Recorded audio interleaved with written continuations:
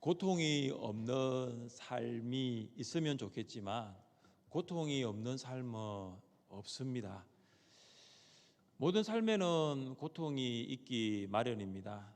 우리가 당면하는 고통의 종류를 나열하라면 수없이 많겠지만 몇 가지로 정리해 보면 이렇습니다. 먼저 육체적인 고통이 있습니다. 내가 아플 수 있습니다. 그리고 가족이 아플 수가 있습니다.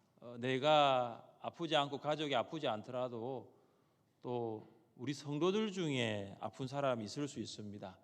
내가 알고 있는 사람이 아플 수도 있습니다. 내 몸이 아픈 것도 큰 고통입니다. 그러나 가족이나 성도 그리고 내가 아는 지인이 아픈 것 또한 고통입니다.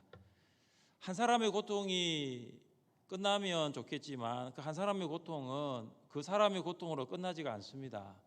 그 사람과 관계 맺고 있는 사람들도 고통스러워합니다. 그래서 이 육체적인 고통 참 우리가 살아가면서 당면할 수 있는 큰 고통 중에 하나입니다. 그런데 육체적인 고통보다 더 큰 고통이라면은 정신적인 고통일 수 있습니다. 사회가 다변화되고 직종이 또 다양화되면서 많은 사람들이 이 정신적인 고통으로 살아가고 있습니다. 사실 사람은 행복을 추구하며 살 권리가 있습니다. 대한민국 헌법 제2장 국민의 권리와 의무 제10조를 보면 이렇습니다. 모든 국민은 인간으로서의 존엄과 가치를 가지며 행복을 추구할 권리를 가진다.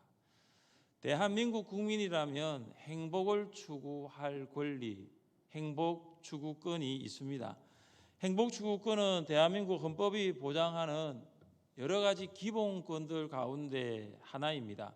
그래서 대한민국 국민이라면 행복하게 살아갈 권리가 있습니다. 만족스럽게 삶을 추구할 권리가 있습니다. 대한민국 국민이라면 헌법에 명시된 대로 고통 없는 삶을 실현하는 행복 추구권을 가지고 있습니다. 그런데 현실은 어떻습니까? 만족할 만합니까? 고통이 없는 삶을 살아가고 있습니까? 여러분은 오늘 어떻게 사셨습니까? 오늘 하루의 삶을 만족하십니까? 오늘 하루의 삶 가운데 고통이란 없었습니까? 만족하고 고통이 없을 때보다 불만족하고 고통이 있을 때가 더 많지 않았습니까? 사람들에게 묻습니다. 사는 것이 행복합니까? 여러분, 사는 것이 행복합니까? 대답 좀 해보십시오. 사는 것이 행복합니까? 어떤 사람은 행복하다라고 말하지만 어떤 사람은 행복하여 사는 것이 아니라고 말합니다. 어떻게 말합니까? 어쩔 수 없이 삽니다 라고 합니다. 마지못해 사는 것이지요 라고 대답합니다. 배우자와의 사이가 행복해서 사는 것이면 참 좋겠는데 행복해서 사는 것이 아니고 아이들 때문에 어쩔 수 없이 살아야 하니까 사는 것이라고 합니다. 일하는 것이 행복해서 출근하십니까? 물어보면 네, 일하는 것이 행복해 출근합니다 라고 말하는 분도 있겠지만 그렇지 않은 분도 참 많습니다. 살아야 하니까, 생존해야 하니까 일해야 하고 그래서 출근하는 것입니다라고 말합니다. 출근하면 어떻습니까? 행복합니까? 직장 상사의 비율을 맞춰야 되고 이런 눈치 저런 눈치 보면서 일을 해야 합니다. 근데 왜 일을 하죠? 가장이니까. 내가 가족을 이끌어가야 하고 가정을 책임져야 할 내가 가장이니까 오늘도 일했고 내일도 일할 것입니다. 고통 때문에 감사하지 못하고 고통 때문에 기뻐할 수 없고 고통 때문에 행복할 수 없는 것이 우리의 삶일 수 있습니다. 우리는 많은 경우 이런 고통의 원인에 초점을 많이 맞춥니다. 왜 나에게 이런 고통이 왔느냐? 그런데 중요한 것은 고통의 원인보다 고통의 회복에 초점을 맞춰야 할 필요가 있습니다. 성경은 이런 고통이 죄의 결과에서 왔다라고 말하고 있습니다. 아담은 하나님께서 직접 명령하신 선악과를 먹지 말라는 것을 지키지 못했습니다. 하나님의 명령에 불순종한 것입니다. 이것을 우리는 죄라고 이야기합니다. 죄는 하나님의 명령에 대한 불순종입니다. 그런데 그 죄의 결과가 무엇입니까? 그 죄의 결과는 관계의 단절입니다. 죄로 인해 모든 관계가 다 단절됐습니다. 먼저는 자연과의 관계가 단절되었습니다. 땅은 너로 말미암아 저주를 받고 땅이 내게 가시덤불과 은근키를 낼 것이라. 처음부터 땅이 가시덤불과 은근키를 낸 것이 아닙니다. 사람이 죄를 지었고 그 죄로 인해서 자연과의 관계가 단절되면서 땅은 가시덤불과 은근키를 내게 되었습니다. 또한 죄는 사람과의 관계를 단절합니다. 가인이 그의 아우 아벨에게 말하고 그들이 들에 있을 때에 가인이 그의 아우 아벨을 쳐 죽이니라.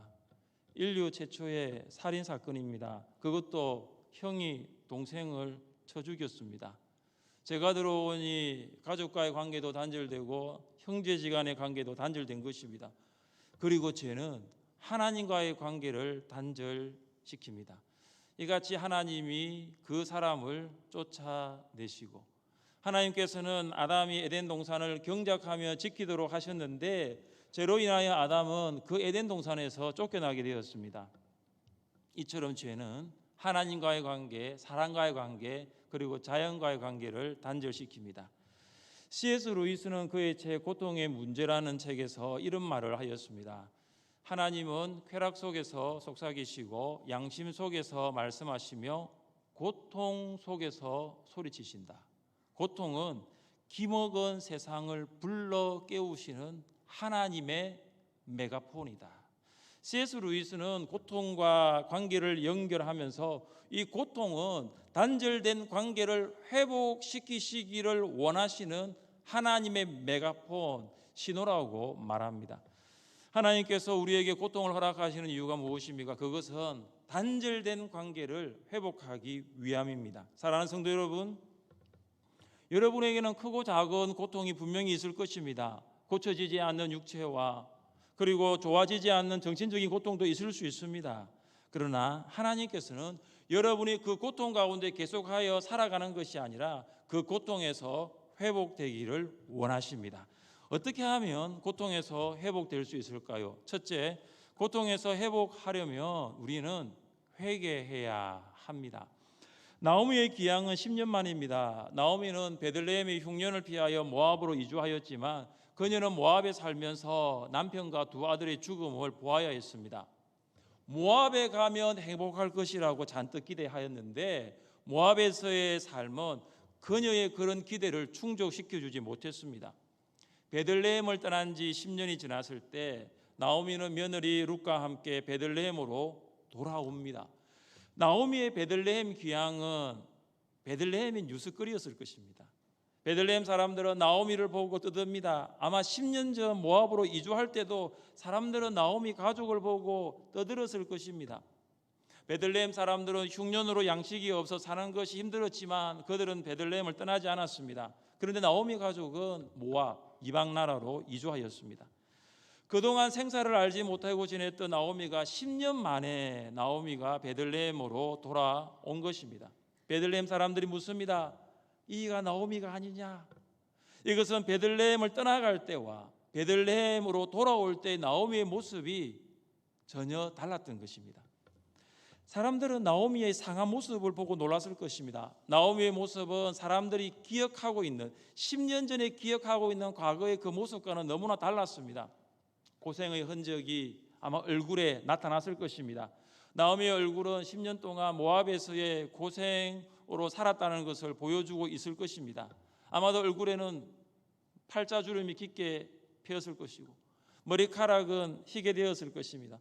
누가 보더라도 나오미는 참 고생하며 살았다, 힘들게 살았다라는 것을 그의 모습을 통해서 볼 수가 있었습니다. 사람들은 나오미가 겪은 비극적 상황을 보고 놀랐을 것입니다.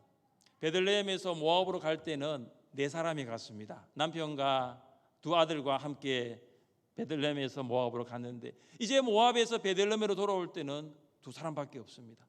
10년 동안 남편과 두 아들을 잃어버렸습니다. 이제 이방 여인 며느리 데리고 베들레헴으로 돌아온 것입니다.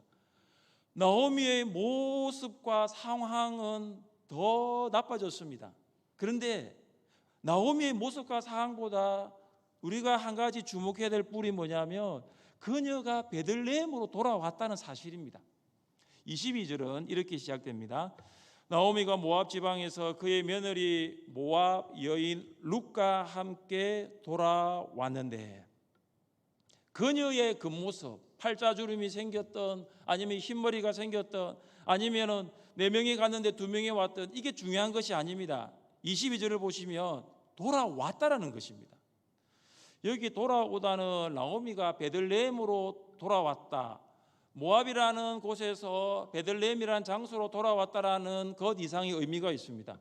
구약 성경에서 말할 때 이 돌아오다는 회개하다라는 의미를 담고 있습니다. 나오미가 베들레헴에 돌아온 것은 하나님께로 회개한 것과 같습니다. 회개는 단순히 생각만을 바꾸는 것이 아닙니다. 회개는 단순히 악한 길에서 떠나는 것만은 아닙니다. 회개는 돌아오는 것입니다.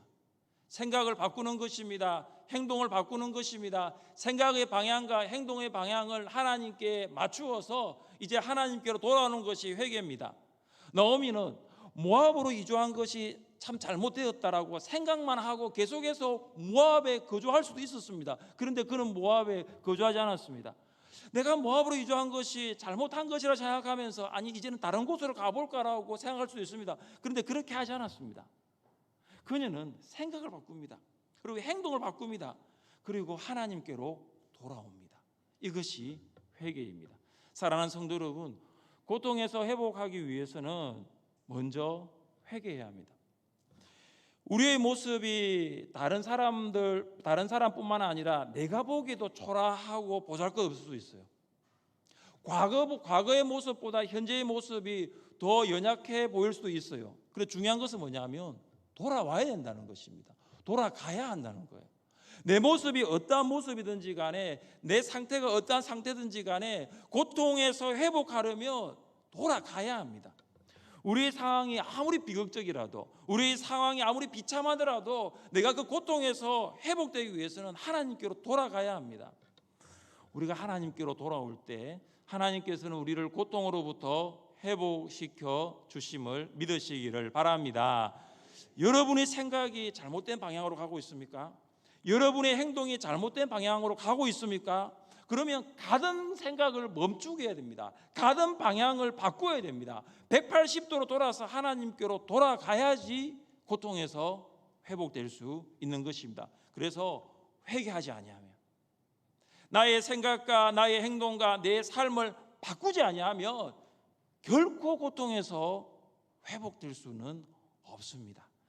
둘째, 고통에서 회복하려면 우리는 겸손해야 합니다.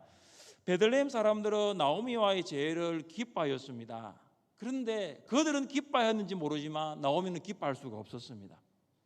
사람들은 나오미를 만나기 위해서 가까이 다가왔지만 그녀는 사람들로부터 점점 멀어지고 싶었습니다.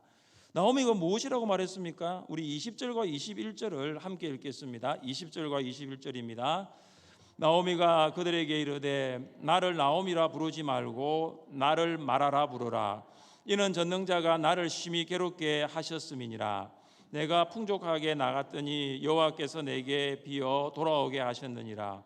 여호와께서 나를 징벌하셨고 전능자가 나를 괴롭게 하셨거늘 너희가 어찌 나를 나오미라 부르느냐 하니라. 아멘. 나오미는 사람들에게 나를 나오미라 부르지 말고 마라라 부르라고 합니다. 나오미는 기쁨이지만 마라는 고통입니다. 모압에서의 10년은 고통이었습니다. 정말로 그 고통의 세월은 길고 긴 10년이었습니다. 나오미가 사람들에게 나를 나오미라 부르지 말고 마라라고 부르라고 말한 이유가 무엇일까요? 이것입니다. 이는 전능자가 나를 심히 괴롭게 하셨음이니라. 나오미는 자기에게 닥친 고통을 하나님의 심판으로 생각합니다. 전능자 하나님께서 의도적으로 모든 것을 거두어 가셨다는 고백입니다. 나오미는 남편과 2 아들을 얻은 풍족한 모습으로 나갔습니다. 그런데 지금은 남편과 2 아들이 없습니다. 과부가 된 이방인 며느리와 함께 이제는 아무것도 없이 돌아옵니다. 나오미는 하나님의 관점에서 고통을 해석합니다. 풍족하게 나간 나를 비어 돌아오게 하신 분이 하나님이시라는 것입니다. 나를 심판하시고 나에게 고통을 주시는 분도 하나님이시라는 것입니다. 이것이 바로 겸손입니다. 사람은 언제 겸손해질 수 있습니까? 하나님을 만나야 겸손해질 수 있습니다. 반대로 하나님을 만나지 않는 사람은 교만하게 살 수밖에 없습니다. 그러니까 하나님을 만나지 않는 사람이 교만하게 산다는 것은 당연한 거예요. 이상한 것이 아니에요. 왜냐? 하나님을 만나지 않았기 때문입니다. 나오미는 하나님께서 나의 인생을 다스리고 있다는 것을 알기까지는 정말로 오랜 시간이 걸렸어요. 나오미는 교만한 모습으로 베들레헴에서 모압으로 이주했습니다. 내가 모압과 잘 살 것이라고. 그래서 하나님께서 임재하시는 베들레헴을 떠났고 이방신이 있는 모압으로 이주한 교만한 모습이 10년 전 나오미의 모습입니다. 하나님을 떠나서 내 생각대로 잘 살아보겠다고, 내 계획대로 내 마음대로 살아보겠다는 것 교만입니다. 나오미는 모압에서 살면서 남편과 두 아들을 잃는 불행을 경험합니다. 나오미는 교만하게 행하였던 나를 이제 겸손케 하시는 하나님의 심판을 알게 된 것입니다. 그래서 나오미는 모든 생각과 모든 계획을 모압에 다 내려놓고 이제 베들레헴으로 돌아왔습니다. 미국의 크리스천 생활지 인사이트 포 리빙이라는 라디오 프로그램을 운영하는 척 스윈들 목사님이 이런 말을 한 적이 있습니다. 우리가 같이 한번 읽어볼까요? 우리 인생은 사건 10%와 그 사건을 대하는 우리의 반응 90%로 이루어진다. 다시 말하면 인생은 사건 그 자체보다는 우리 삶에 일어난 사건에 대한 우리의 해석에 따라 결정된다는 것이다. 이 말이 무슨 말입니까? 우리는 살아가면서 사건과 사건의 연속 가운데 우리의 삶이 살아갑니다. 오늘도 아마 큰 사건을 만나신 분도 있을 수 있습니다. 아니면은 만나고 싶지 않는 사건을 직면하신 분도 있을 수 있습니다. 그런데 중요한 것은 뭐냐면 그것은 100% 가운데 10%밖에 되지 않는다는 것이죠. 인생은 그 사건도 중요하지만 더 중요한 것은 내가 그 사건을 어떻게 해석하느냐, 어떻게 반응하느냐에 따라서 우리의 인생이 달라질 수 있는 것입니다. 나오미는 남편이 죽은 일, 두 아들을 잃은 이 사건을 어떻게 해석하냐면은 남편이 잘못이다, 두 아들의 잘못이다 라고 해석하는 것이 아닙니다. 전능하신 하나님께서 나를 심판하셨다, 전능하신 하나님께서 나를 괴롭게 했다는 것으로 하나님 편에서 해석을 하고 있는 것입니다. 그래서 나오미는 전능하신 하나님 앞에서 겸손할 수가 있었습니다. 나의 고통을 하나님 탓으로도 돌리지 않습니다. 하나님께로 원망의 화살을 쏘지도 않습니다. 그는 고통 가운데서 하나님의 뜻을 발견합니다. 자신만만하게 모압으로 이주하여 성공하며 잘 살겠다고 포부당당하게 나갔던 나오미의 모습은 현재 온데간데 없습니다. 그는 완전히 깨어졌습니다. 완전히 낮아졌습니다. 그에게는 겸손의 모습만 있을 뿐입니다. 하나님께서는 고통을 통해서 나오미를 교만한 사람에게서 겸손한 사람으로 만드셨습니다. 고통이 없었더라면 나오미는 여전히 나는 하나님 없이도 잘 살아갈 수 있어, 나는 하나님 없이도 성공할 수 있어라고 생각했던 교만으로 똘똘 뭉친 삶을 살았을 것입니다. 사랑하는 성도 여러분, 여러분이 만나는 고통 가운데서 회복하기를 원하신다면 겸손하십시오. 사실 아직까지 우리에게 겸손의 모습이 없다면 사실 고통을 만나지 못했다고 볼 수 있습니다. 고통의 터널을 통과한 사람을 보면 정말로 겸손해요. 정말로 겸손해요. 고통에서 회복하기를 원하십니까? 하나님 앞에서 겸손하십시오. 우리 함께 말씀을 읽어보겠습니다. 그러나 더욱 큰 은혜를 주시나니 그러므로 일러서되 하나님이 교만한 자를 물리치시고 겸손한 자에게 은혜를 주신다 하였느니라. 아멘. 교만하면 교만할수록 고통의 시간은 길어질 수 있지만 겸손하면 겸손할수록 고통의 시간은 짧아질 수 있습니다. 하나님께서 고통을 주시는 이유는 교만한 삶에서 돌이켜 겸손한 삶으로 살아가기 위함입니다. 여러분에게 고통이 있다면 그 고통은 여러분을 겸손한 사람으로 만들어 가시는 하나님의 시간임을 믿으시기를 바랍니다. 셋째, 고통에서 회복되려면 우리는 순종해야 합니다. 나오미는 모압에서 고통의 시간을 보내고 있을 때 하나님께서 베들레헴 사람들에게 양식을 주셨다는 소식을 듣습니다. 그 여인이 모압 지방에서 여호와께서 자기 백성을 돌보시사 그들에게 양식을 주셨다 함을 듣고 이에 두 며느리와 함께 일어나 모압 지방에서 돌아오려 하여. 나오미가 하나님께서 베들레헴에 양식을 주셨다는 소식을 들었을 때 그녀의 반응이 무엇입니까? 나오미는 일어나 모압 지방에서 베들레헴으로 돌아오려고 합니다. 나오미는 하나님의 말씀을 들었을 때에 일어납니다.